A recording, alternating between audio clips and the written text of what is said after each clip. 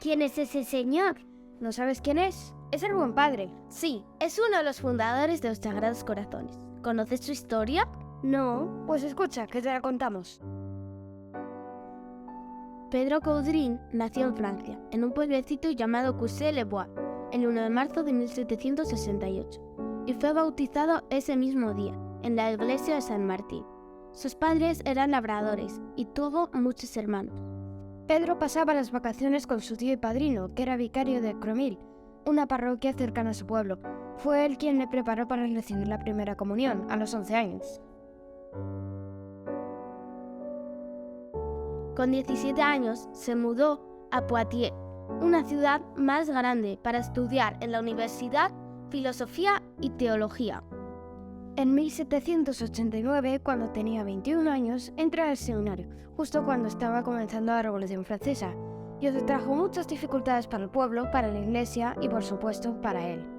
Sí, porque durante la Revolución Francesa quisieron que la iglesia en Francia se convirtiera en un servicio público, independiente de la autoridad del romano pontífice, y muchos de los sacerdotes que siguieron siendo fieles al Papa tuvieron que huir. Pero Pedro Caudrin estaba decidido a ser sacerdote a pesar de las dificultades, y con la autorización de Pío VI fue ordenado de manera secreta en París, el 4 de marzo de 1792, con 24 años, y después regresó a su pueblo natal. ¿Y entonces tuvo que huir él también de Francia? No, Pedro decidió quedarse en Francia, asumiendo todos los riesgos y desafiando los peligros, para servir a Dios. Pero, siguiendo los consejos de su vicario, salió de Cousset-les-Bois y se refugió en el castillo de Mat-du-Chaux, donde tenía un pariente que trabajaba de granjero. Allí estuvo 5 meses viviendo en un pequeño granero, en el que no podía estar ni de pie. Durante el día estaba escondido y por la noche salía para celebrar la Eucaristía, predicar y confesar a los que seguían practicando la fe. Fueron 5 meses de una experiencia de Dios en la oración, y ahí, por primera vez, surgió en su interior la idea de poner en marcha una nueva comunidad de misioneros, hombres y mujeres. ¡Los Sagrados Corazones! Sí, los Sagrados Corazones, pero por aquel entonces es solo una idea y no sabe muy bien cómo llevarlo a cabo. El 20 de octubre, mientras lee lo que le ocurrió a San Capreasio, que también fue perseguido por su fe, decidió salir de su escondite y entregar su vida a Dios, dispuesto a enfrentarse a cualquier peligro para poder poner en marcha la obra que Dios le había encomendado.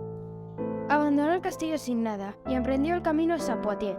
Ahí ejerció el sacerdocio de manera clandestina, visitando a los enfermos en el hospital, predicando en pequeñas reuniones en casas, confesando y visitando a los presos, siempre disfrazado para no ser descubierto, unas veces de mendigo, otras de gendarme, de obrero, de panadero.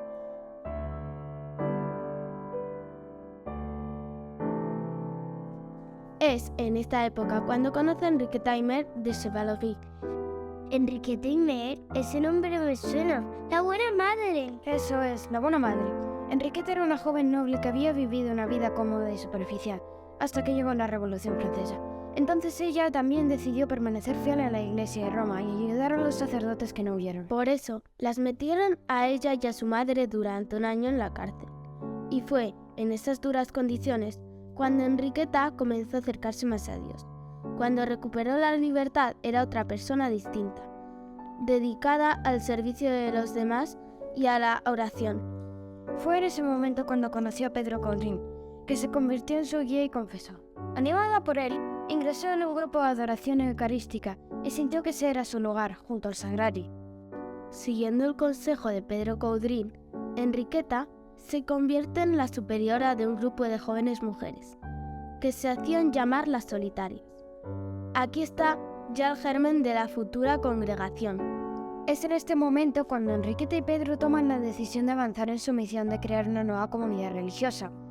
Con el dinero de Enriqueta compran una casa en Poitiers, la Gros Maison, y ahí comienza la vida consagrada del grupo de las solitarias. En la misa de Navidad de 1800, celebrada de forma clandestina en la Gros Maison, Pedro Caudrin toma el nombre de José María y él y Enriqueta hacen los votos. Hago voto de castidad, de pobreza y de obediencia según las luces del Espíritu Santo, para el bien de la obra, como celador del amor de los Sagrados Corazones de Jesús y de María, en cuyo servicio quiero vivir y morir. Y este es el comienzo de la congregación de los Sagrados Corazones. ¡Eso es! Y luego siguió creciendo la congregación y llegaron las misiones, el padre Damián y muchos más hombres y mujeres empeñados en contemplar, vivir y anunciar el amor de Dios encarnado en Jesús. Y todo gracias a que el buen padre se fió de Dios y siguió sus planes. Gracias, buen padre.